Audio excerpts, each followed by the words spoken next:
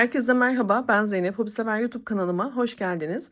Bugün sizlere Alize Pufi'nin kendinden ilmekli iplikleriyle güzel bir TV battaniyesi anlatımı yapacağım.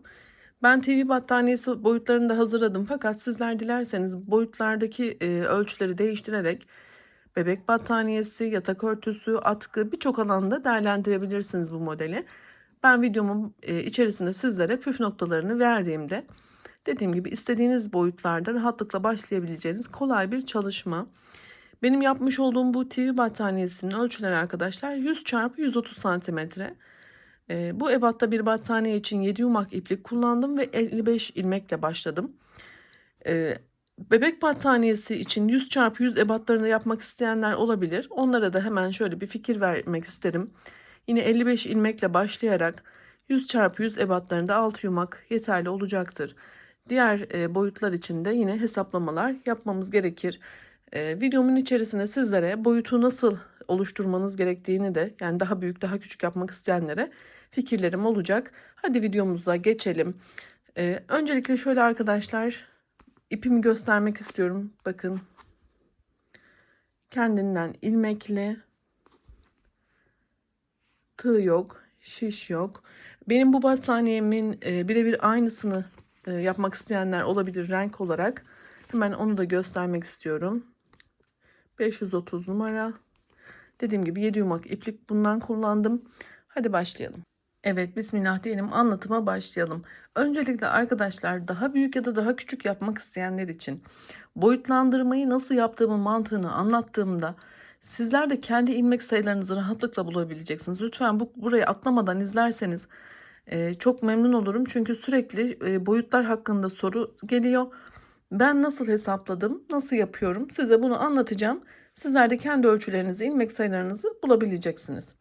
Öncelikle bizim yapmış olduğumuz bu modelde ilmek sayısı kuralı tek sayı olmalı. Yani çift sayıyla bu modeli kuramayız. Bozulma olur.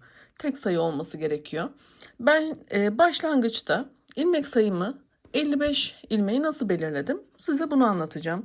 1 metre olması için ben de bilmiyordum kaç ilmekle başlamam gerektiğini. Ne yaptım? Öncelikle şöyle bakın, ipimi şu yönde öreceğim için buradan metreyle ölçerek 1,5 metreye yakın ilmek bıraktım. Yani 1 metre istediğim için 1 metreden artı biraz daha ilmek bıraktım. Daha sonra bu ilmekleri örmeye başladıkça 1 metreye gelene kadar ilk sıramı yaptım. Şöyle gösteriyorum örneğin. Şuraya kadar ördüm. İlk sıramı oluşturdum. Metreyle ölçtüm. 1 metre 5 santim civarı, 1 metre 3 santim diyelim. İlmeklerimi çıkarttım. 55 sayısını buldum. Peki kalan ipi ne yaptım? Kestim arkadaşlar. Şurada bittiğini farz edelim.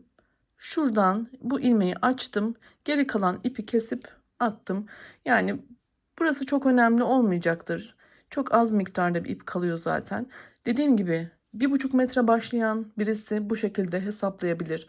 Ya da 90 santim başlayan birisi bu şekilde ilk sırayı kurup kalan kısmı, fazladan bıraktığımız kısmı yine kesip yapabiliriz arkadaşlar. Lütfen burayı dinlediyseniz kendi ilmek sayılarınızı hesaplayın. Hesapladıktan sonra da yaptığınız ölçüleri de yine yorumlara yazarsanız başka yapmak isteyen arkadaşlara da inanın çok faydalı oluyor. Şu kadar ip kullandım, şu kadar ilmekle başladım, ölçülerim şöyle oldu. Bu yorumlar çok faydalı. Lütfen bu yorumlarınızı bekliyorum. Evet, şimdi biz ne dedik? 55 ilmekle 100 santim başladık. Ben tabii şimdi sizlere küçük bir model anlatacağım. Sizler kendi sayınızla başlayacaksınız. İpimi diğer taraftan getireceğim için hemen şöyle çevirip ilmeklerimi bu yönde ayarlıyorum arkadaşlar. Bakın, ipim şuradan gelecek. Dediğim gibi sizler fazla ilmekle başlayıp ilk sırayı metreyle ölçüp şurada kalan fazlalığı kesip ayarlarsınız. Ama benimle 100 santim başlayacaksanız 55 ilmekle başlayacaksınız. Ve tek sayı olma kuralını da lütfen unutmayın. Modeliniz doğru olması için. Bakın 1, 2, 3, 4, 5, 6, 7, 8, 9, 10, 11 ile başlıyorum. Tek sayı. Şimdi Bu benim sırada ipimde gelen ilmeğim arkadaşlar. Bunu arkadan öne doğru çıkartıyorum. İlk ilmeğimi bu şekilde çıkarttım. Sırada gelen ilmeğimi, ipimden gelen ilmeği öne alacağım. Bakın şöyle ipimi öne aldım. Öreceğim ilmeğim burada. Şimdi bunu da önden arkaya doğru çıkarttım. Şimdi bu ipten gelen ipimi tekrar arkaya alıyorum. Sırada geleni yine arkadan öne çıkartıyorum.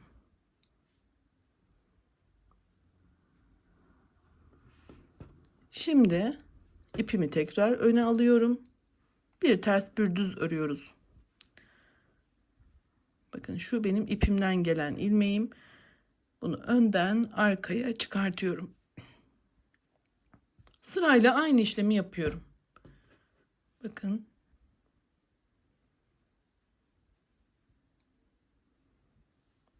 Yaptığım tek şey ipi bir öne almak, bir arkaya almak.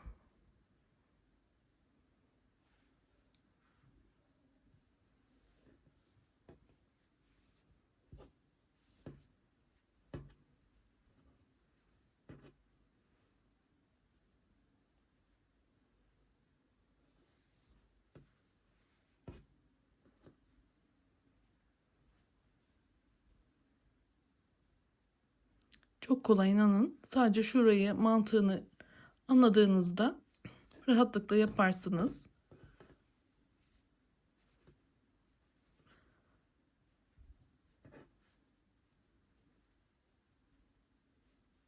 Eğer bu iplerle ilk defa yapıyorsanız lütfen siz de bu benim yaptığım gibi 11 sayısıyla başlayıp modeli anlayıp söküp tekrar büyük sayıyla başlayın.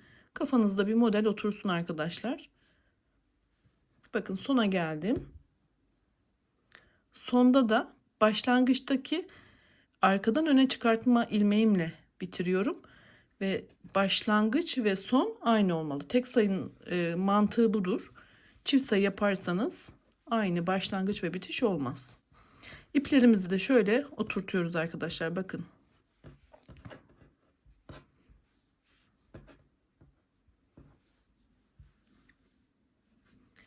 Şöyle saymak istiyorum. 1, aradaki ilmek 2, 3, 4, 5, 6, 7, 8, 9, 10, 11. Yani burada sağlamamı da yaptım. Şimdi bu yönde ilerleyeceğiz. İpimizi şöyle alalım.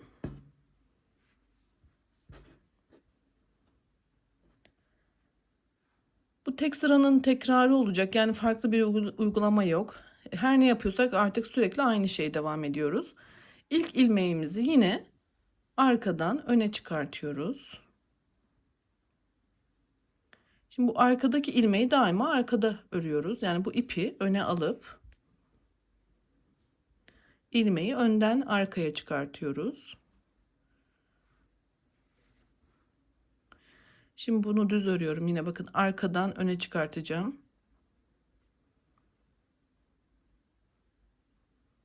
Bakın desen zaten ortaya çıkmaya başladı. Şimdi bu yine arkada kalacak. O yüzden ipimi öne aldım. Önden arkaya doğru ipimi çıkartıyorum. Bakın sürekli ipi bir öne bir arkaya alarak aynı işlemi yapıyorum.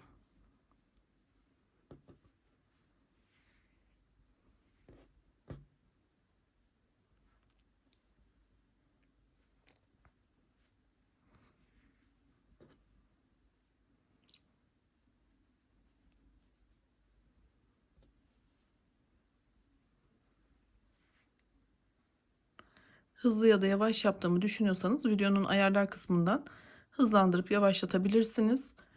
Bu şekilde durdurarak kapatarak da benimle bu sıraları takip ederek yapabilirsiniz.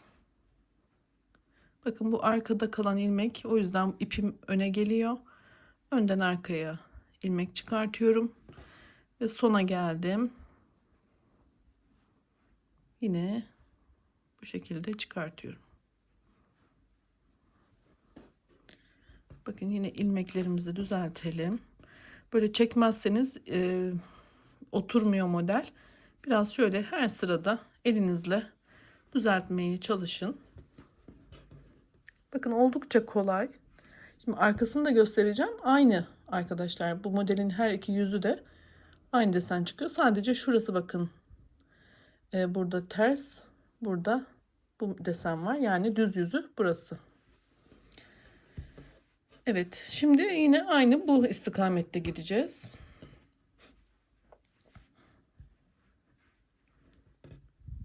Ben bunu kanepede otururken ördüm. Yani böyle bir masaya ihtiyaç duymadım. Bazı modelleri masada örme ihtiyacı duyuyorsunuz ama bunu kucağınıza aldığınızda çok kolay gidiyor, örülüyor. Bakın yine başlangıçta bakın şöyle arkadan öne ilmeğimi çıkarttım. Şimdi ipimi öne alıp ilmeğimi önden arkaya çıkartıyorum.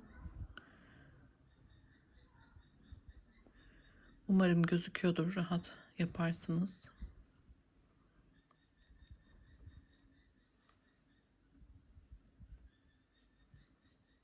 Bakın sadece ipimi öne arkaya alıyorum, bu kadar.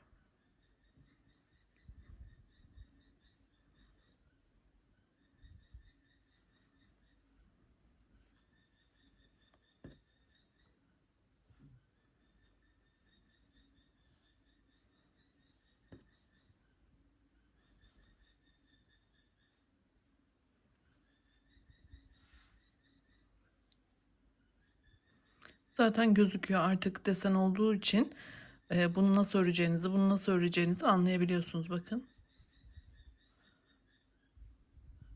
Sıra sonuna geldim.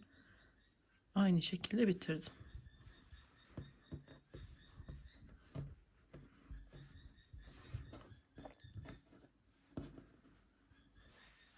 Evet. Yeni sırayı başlarken de yine onu da hemen kısaca göstereyim. Bakın yine ipimi şimdi bu yöne alıyorum. Ve yine aynı şekilde başlıyorum. Burayı arkadan öne çıkarttım. Burayı da ipi öne aldım. Önden arkaya doğru ilmeğimi çıkarttım. Bunu sürekli devam ettiriyoruz. Bu şekilde. Evet, desen anlatımı bu kadar arkadaşlar. Peki ipiniz bitti. Bunu nasıl bağlayacaksınız? Şimdi onu gösteriyor olacağım sizlere.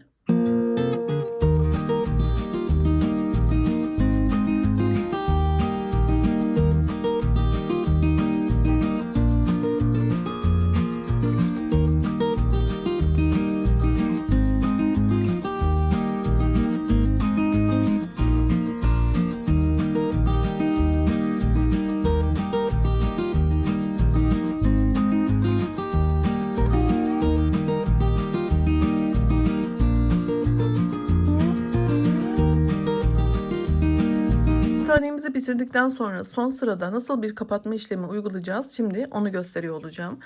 Ben 7 tane yumağımı yaptıktan sonra son artık şu kadar bir ipim kaldı ve bu bir sırayı tamamlamayacağı için bu kenarda artık battaniyemi sonlandırmam gerekiyor arkadaşlar.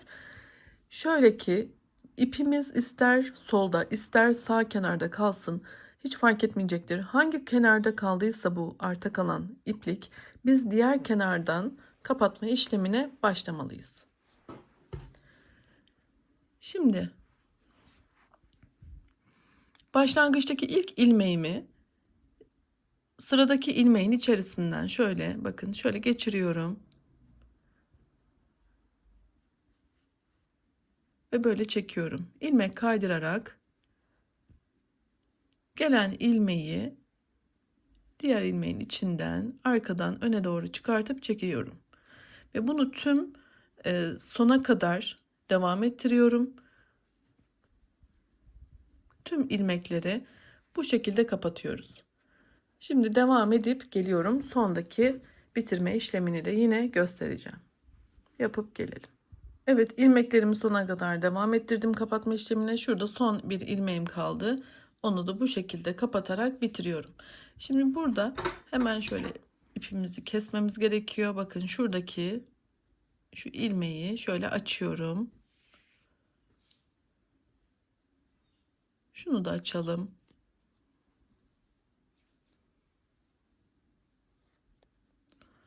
Ve şuradan artık ipimizi keselim. Bu ipimiz fazla. Şimdi arkadaşlar buradaki ipi şöyle bundan düğüm yapıyoruz. Ve arkada tığ yardımıyla bu ipi olabildiğince gizliyoruz. Daha sonra şöyle biraz kesersiniz de ucundan. Dikiş ipiyle dikiyorum. Açılmaması için, yani bunu gizledikten sonra tığ yardımıyla şöyle dikiş ipiyle, iğne iplikle dikiyorum arkadaşlar ki açılmasın. Bu ipleri nasıl gizlediğimi, arkada arta kalan bağlantı iplerini nasıl gizlediğimi anlattığım videolarım var. Yine kanalımın ana sayfasındaki oynatma listelerime lütfen göz atın. Videonun sonunda da yer alacaktır. Oradan da tıklayarak kartlara bakabilirsiniz. İğne iplik yardımıyla bunları da dikiyoruz. Ve bu şekilde battaniyemiz artık tamamlandı. Umarım memnun kalmışsınızdır. Beni izlediğiniz için çok teşekkür ediyorum. Yeni videolarda görüşmek ümidiyle sağlıkla kalın, hoşça kalın.